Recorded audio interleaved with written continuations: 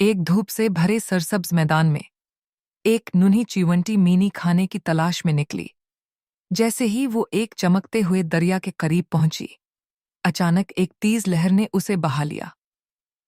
दरिया की तेज मौजों में लड़ते हुए मीनी को लगा कि अब वो नहीं बच सकेगी। दरें इसना, एक कबूतर जो करीबी दरख्त की शाख पर बैठा था, इस नन्ही चिवंटी को पानी में डूबते देखकर बेचैन हो गया।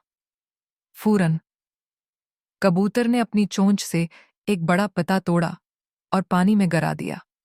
मेनी ने जल्दी से उस पत्ते को थाम लिया और उसकी मदद से किनारे तक पहुंच गई।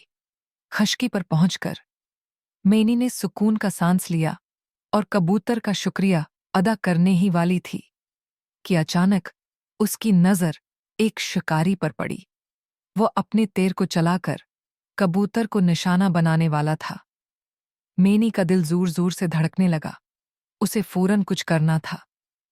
बगैर वक्त जाया किए मेनी पूरी ताकत से दौड़ी और शिकारी के पांव पर जोर से काट लिया। शिकारी अचानक दर्द से तड़प उठा और उसका निशाना चौंक गया।